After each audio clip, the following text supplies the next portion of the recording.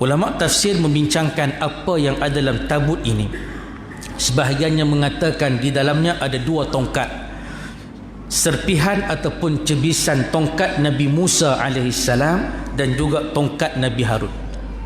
Tuan-tuan bayang, sabit tu mereka rebut sangat nak dapat tongkat ni, nak dapat peti ni. Mau dapat tongkat Nabi Musa ni, tuan-tuan tak tahu mereka nak buat apa. Dalam itu juga ada cebisan, bahkan ada pakaian yang ditinggalkan oleh Nabi Musa dan juga Nabi Harun. Ada beberapa helai janggut Nabi Allah Musa dimasukkan ke dalam tabut itu. Dan juga dalam itu ada sebahagian daripada makanan manna wassalwa, makanan yang diturunkan oleh Allah daripada langit kepada mereka Bani Israel ketika sesat di Medan Tih selama 40 tahun, dimasukkan dalam peti tabut itu.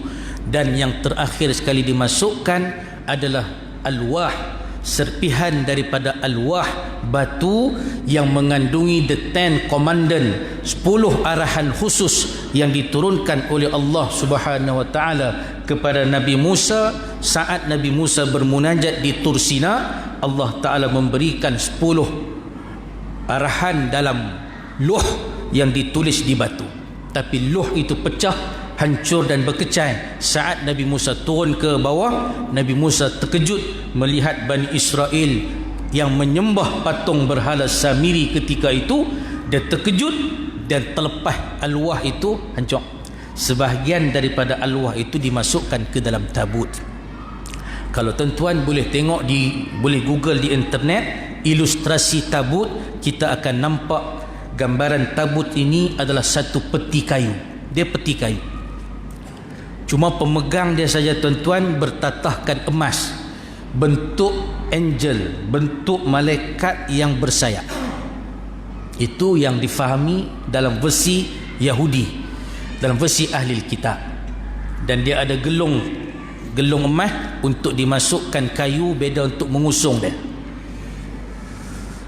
Tuan-tuan yang dimuliakan Allah, Bani Israel dia punya percaya dan dia punya yakin dengan tabut ini sampai dia mengatakan bahawa peti tabut ini adalah perantara. Peti tabut ini adalah penyebab untuk mereka diberikan kemenangan di dalam mana-mana peperangan yang mereka sertai. Mereka pergi saja mana-mana perang, mereka akan usung dan heret sekali peti tabut itu untuk mereka bawa sekali. Dan mereka yakin selagi mana mereka berpegang, mereka memberikan tabarruk dan juga mengambil keberkatan daripada peti tabut itu, selagi itulah mereka akan mendapat kemenangan dan kejayaan di sisi Allah Subhanahu wa taala. Itu akidah puak dia. Tapi malangnya peti tabut itu semakin hilang. Dan sekarang ini tak tahu entah ke mana. Tapi peti itu masih wujud dan tak pasti kerajaan mana yang menyimpan peti tabut itu. Sebab itulah hingga ke hari ini rejim Zionis dan juga penganut-penganut tegar Yahudi Zionis ini tuan-tuan, mereka berusaha untuk menjarah bahagian bawah Masjidil Aqsa dan sebagainya dengan tujuan untuk mencari peti tabut yang hilang itu. Sebab mereka yakin kalau mereka dapat kembali peti itu, mereka akan dapat menakluk dunia ini sebelum kemunculan Dajjal laknatullah. Ini akidah dan keyakinan mereka. Keyakinan yang berasas daripada mitos, keyakinan yang berasas daripada fahaman yang salah. Tapi tuan-tuan tengok, walaupun mereka berpegang dengan fahaman yang salah, mereka tetap meneruskan apa yang mereka yakini dan mereka buat sungguh-sungguh untuk mendapatkan apa yang mereka nak.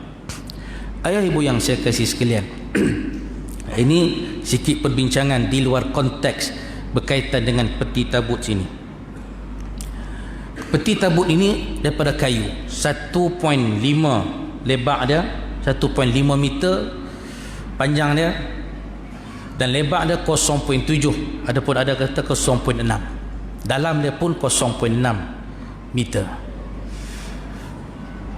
Penutup dia daripada besi dan juga ada pemegang emas. Menariknya tuan-tuan, tabut itu disebutkan oleh pengkaji barat, dia dibuat daripada kayu, daripada pohon akasia.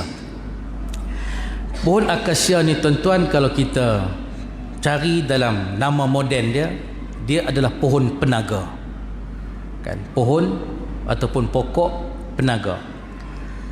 Kajian ahli botani, sekitar 5,000 tahun sebelum Masihi, pokok itu tidak wujud di semenanjung tanah Arab ataupun di mana-mana benua, kecuali pohon itu pernah wujud dan merimbun subur di kawasan Asia Tenggara ni.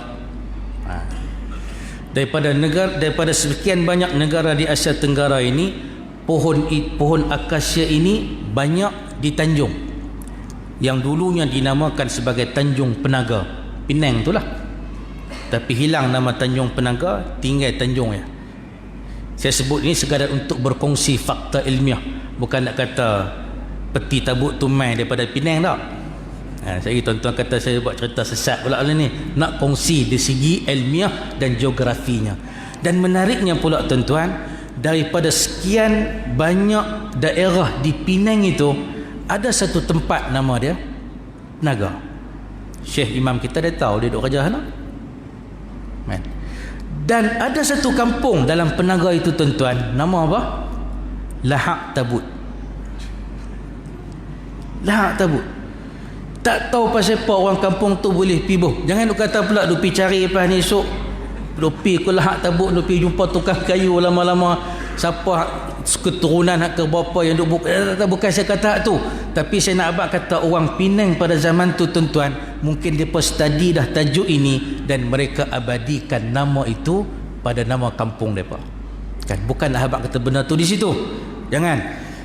Kan hakikat dia apa dan ke mana menghilangnya peti tabut itu, wallahu a'lam.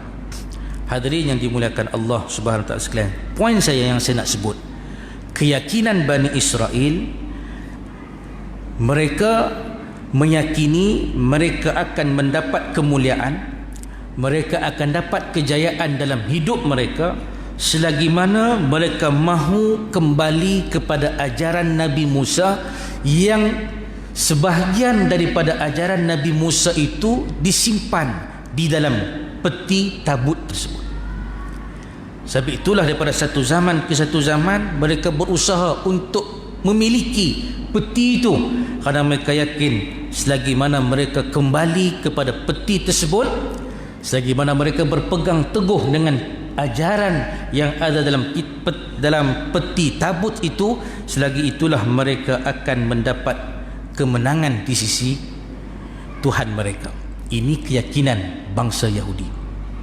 Poin saya tuan-tuan, poin saya ialah, kalau itu keyakinan yang ada pada orang Yahudi, kenapa tidak kita umat Islam pada akhir zaman ini mengambil semangat daripada Ramadan yang diturunkan kitab suci Al-Quran padanya, Syahrul Ramadan allazi unzila fihi Al-Quran. Pada kitab suci Al-Quran itu pemberi hidayah dan petunjuk dan pembeza antara hak dan juga batil, kebenaran dan juga kepalsuan. Why kita tidak mengambil Al-Quran itu sebagai panduan dalam kehidupan kita? Yang sudah pasti Allah Subhanahu wa taala menyatakan di dalam ayat sucinya, qul in kuntum tuhibbunallah, kalaulah kamu benar-benar mengasihi Allah, fattabi'uni, maka ikutlah aku, yuhibbukumullah. Allah Ta'ala mengarahkan kepada baginda Nabi untuk mengarahkan umat dia yang nak kepada kecintaan dan kasih daripada Allah, ikutlah Rasulullah. Rasulullah menyebut dalam kehidupan dia, ma taraktu fikum, aku tidak tinggalkan kepada kamu melainkan dua tinggalan, ma in tamassaktum bihima lan tadhillu abada, kamu tidak akan sesat selama-lama kehidupan kamu, kitab Allah, kitab Allah, dan juga wa sunnat rasulih. Inilah merupakan asas pegangan dan keyakinan kita tuan-tuan umat akhir zaman. Apa saja bentuk agenda yang kita lakukan, baik penyatuan ummah, semuanya di atas dasar Al-Quranul Karim. Wa'tasimu bihablillahi jami'an wa la tafarraqu. Berpegang teguhlah kamu di atas jalan dan tali Allah, jangan berpecah belah. Bukan atas dasar semangat dan perkauman, tapi atas dasar Al-Quranul Karim, atas dasar agama yang suci ini menunjukkan dan memberikan panduan dalam kehidupan kita. Apa